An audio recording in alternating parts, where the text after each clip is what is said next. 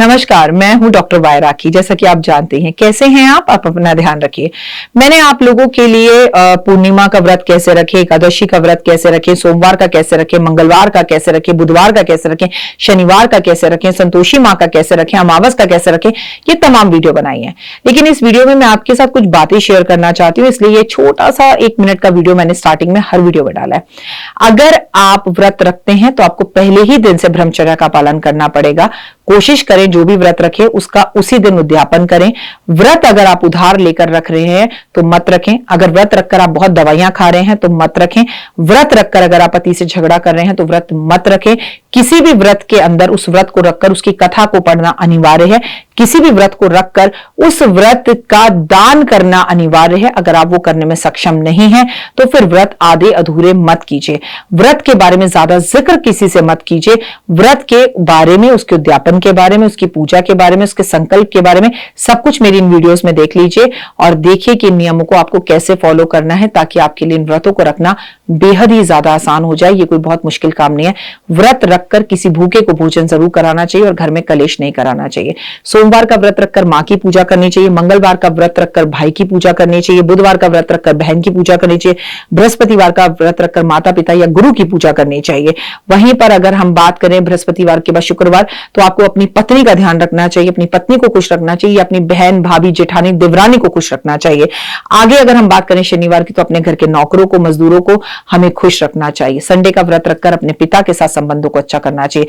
केवल व्रत रखने से कुछ नहीं होगा, व्रत के साथ रिश्तों को भी समझना होगा और ब्रह्मचर्य का पालन करना होगा। कथा जरूर पढ़नी होगी, सुबह शाम या कभी भी। व्रत नियम से करेंगे तो आपके जीवन में बाहर आएगी। जय माता दी। अगर एक हारा हुआ इंसान हार कर भी मुस्कुरा दे तो जो व्यक्ति जीता है ना, वो अपने जीतने की भी खुशी को भूल जाता है।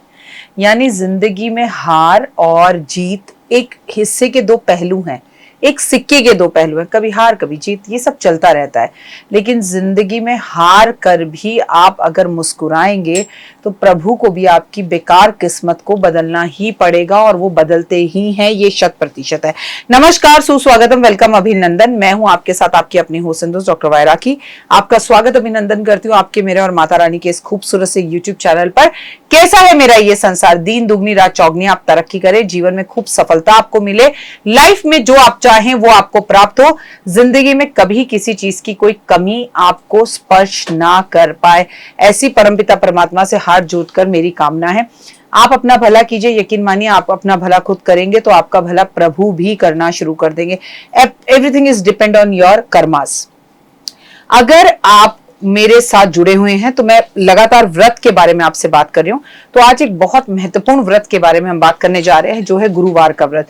गुरुवार का जो व्रत होता है वो सक्सेस देने वाला होता है, महिलाओं के लिए बेहद खास होता है और औरतों को ये व्रत जरूर रखना चाहिए। और ऐसा नहीं है कि इस व्रत को केवल औरतें रख सकती हैं, लेकिन गुरुवार का व्रत कब रखें, कैसे रखें, क्या खाएं क्या ना खाएं और इसमें क्या दान करना चाहिए, इससे जुड़ी हर छोटी छोटी बात मैं अपनी इस छोटी सी वीडियो में आपको बताने जा रही हूँ। इसका उद्यापन भी मैं आपको बताऊंगी, वीडियो को अंत तक जरूर देखें। लेकिन हमेशा की तरह बिलीव इन कर्मा।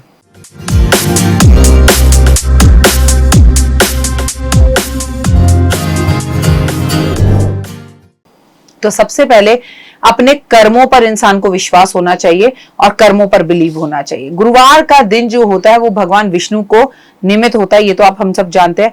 कई लोग इस दिन गुरुवार का व्रत रखकर भगवान विष्णु की पूजा करते हैं, तो कई लोग इस दिन साईं बाबा की पूजा करते हैं। लेकिन अपनी इस वीडियो में मैं भगवान विष्णु की बात कर रही हूँ, हिंदू सभ्यता संस्कृति के भगवान विष्णु की बात, जिनकी पूजा आराधना अर्चना करने से लक्ष्मी भी बेहद प्रसन्न होती है। मैं बता दूं कि भगवान विष्णु का व्रत रखने से सुख, समृद्धि, शांति, दौलत, मान, सम्मान, प्रतिष्ठा आपके घर में आता है। गुरुवार वाले व्रत वाले दिन आप सुबह सबसे पहले उठें और याद रखें, इस दिन शैम्पू नहीं करते हैं तो एक रात पहले से ब्रह्मचर्य का पालन करें, सरवर धो के फ्रेश रहें। हो सके तो एक रात पहले से ही लहसुन प्याज ना खाएं, ये मेरी आपको सलाह है। अगर आपको बहुत ही मजबूरी हो तो सुबह उठ के जब आप नहाएं तो नहाने के पानी में हल्दी का प्रयोग जरूर करें। स्नान करें, स्नान करने के बाद पीले रंग के कपड़े पहने और उसके बाद आप अपने पूरे घर में एक तांबे का लोटा लेकर उसमें हल्दी मिलाकर या स्टील का लोटा लेकर या चांदी का लोटा लेकर या जो भी आपके पास अवेलेबल है वो लोटा लेकर पूरे घर में हल्दी छिड़काव करें और अपने घर की चौखट को भी हल्दी से जरूर धोएं और हो सके तो हल्दी की रंगोली घर के मुख्य दरवाजे पर इस दिन जरूर बनाएं। भगवान विष्णु का व्रत आपको रखना है तो हाथ में थोड़े से चावल लेकर, थोड़े पीले पुष्प लेकर, थोड़ा हल्दी लेकर, कुछ पैसे लेकर संकल्प करिए कि प्रभु मैं आपके व्रत रखने जा रही हूं, मैं 1 वर्ष के व्रत रखूंगी या मैं 21 व्रत रखूंगी या मैं 11 व्रत रखूंगी या मैं बृहस्पतिवार के 16 व्रत रखूंगी। और वो चावल और पुष्प भगवान के चरणों में छोड़ दीजिए, संकल्प ले लीजिए। व्रत रखना शुरू करा अब आपने और भगवान विष्णु को एक लकड़ी के प्यारे से पाटे पर या पटरे पर बिठाकर, चौकी पर बिठाकर, पीला कपड़ा बिछा के साथ में लक्ष्मी विष्णु को बिठाकर, गणपति को सबसे आगे बिठाकर उनकी पूजा आराधना अर्चना की, गाय के घी का दीपक जलाए, पीले पुष्प अर्पण करे, पीले चावल अर्पण करे और पीला चंदन उन्हें लगाया, पीली मिठाई उन्हें भोग लगाई और जो दीपक आप जला रहे हैं उसमें भी थोड़ा सा केसर जरूर मिला लीजिए आप, इससे आपको 100% बहुत लाभ होगा। पीले रंग के फूल इस दिन अपने घर के मुख्य दरवाजे पर भी जरूर लगाएं। इसके बाद आप अपनी एक थाली सजाएं, उस थाली में थोड़ी सी कुमकुम रखें, थोड़ी हल्दी रखें, थोड़ा सा आप उसके अंदर गुड़ रखें, थोड़ा सा आप उसमें चना रखें और 1 लोटा जल रखें, उसके अंदर थोड़े चावल डालें, उसमें थोड़ी हल्दी डालें, बगल में गाय के घी का दिया और उसमें केसर मिला लें। जिनके पास केसर ना हो वो ऐसे में पीली हल्दी मिला सकते हैं और आप केले के पेड़ के पास पहुंच जाइए, सबसे पहले जल दीजिए, वहां पर एक पीले रंग का आसन बिठाइए, वहां बैठिए। उसके बाद जो भी सामग्री आप लाए हैं वो पीले पुष्प, पीले चावल और पीला चंदन, पीले पुष्प के साथ पीली मिठाई, केले और गुड़ और चना भगवान को अर्पण करें, वहीं बैठकर कथा सुने। अगर आप ये कथा किसी महिला को सुना सकते हैं तो ओए होए बहुत ही उत्तम है। अगर कोई महिला आपके पास ना हो तो आप केले से कहिए कि भगवान विष्णु मैं अपनी ये बृहस्पतिवार की कथा आपको कहती हूँ और आप इसे सुने और मेरे साक्षी बने। बृहस्पतिवार वाले दिन आपको लहसुन प्याज व्रत रखें तो नहीं खाना चाहिए। देखिए वैसे तो मेरे को हर व्रत में ये कहना पड़ रहा है पर कायदे से हमें किसी भी व्रत में लहसुन प्याज नहीं खाना चाहिए, ठीक है।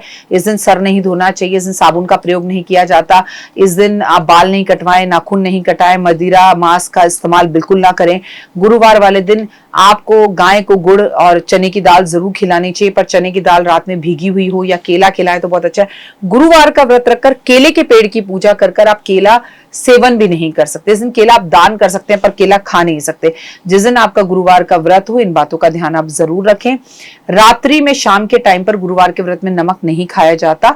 अगर आपकी हेल्थ इश्यूज अच्छी नहीं है या आपको प्रॉब्लम है या बीपी या शुगर है तो नमक छोड़ना आपके लिए थोड़ा मुश्किल हो सकता है। तो ऐसे में आप भगवान को बोल दें कि मैं सात्विक भोजन एक टाइम पर करूंगी, लहसुन प्याज के बिना रोटी चावल सब्जी सब खाऊंगी।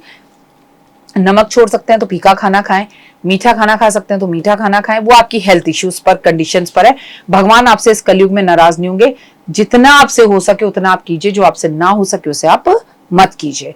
उसके बाद शाम के टाइम आप जब भोजन करें तो भोजन करने से पहले ब्राह्मण को भोजन करा ले या कम से कम 1 गिलास केसर का दूध किसी मंदिर में जाकर ब्राह्मण को या छोटे बच्चे को पिला दे तो बहुत ही उत्तम रहेगा। अब आती है बात कि आपने कथा भी पढ़ ली, पूजा भी कर ली और सब अच्छे से कर लिया, पतिदेव के पैर जरूर छुएं और केले के पेड़ की परिक्रमा भी जरूर करें।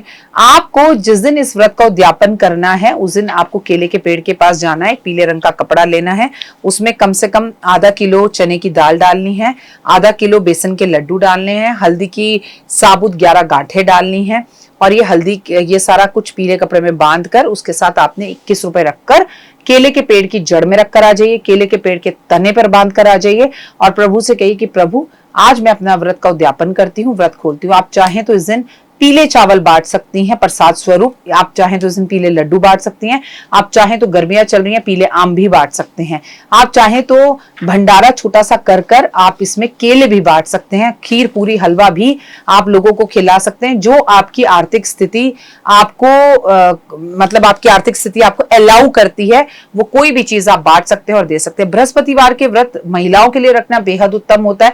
बृहस्पतिवार के व्रत रखने से सुख समृद्धि और लक्ष्मी आती है।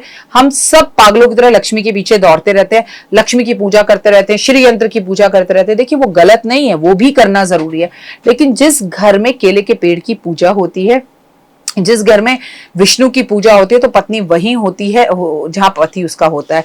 और मैं कहूं केले के पेड़ को आप घर पर लगा लें तो ऐसी गलती मत करना, क्योंकि केला रहे सदा केला। अगर आप ग्राउंड फ्लोर पे रहते हैं तो घर के आसपास थोड़ी सी दूर पर लगा ले, अगर आप 7th फ्लोर पर रहते हैं तो घर के आसपास किसी मंदिर में जाकर अगर आप ये पूजा करें तो इससे बेहतर कोई भी चारा नहीं है। मतलब ये बेहतरीन उपाय है, इसे आप जरूर करें और कमेंट कर बताएं आपको कैसा लगा बृहस्पतिवार का व्रत रखना।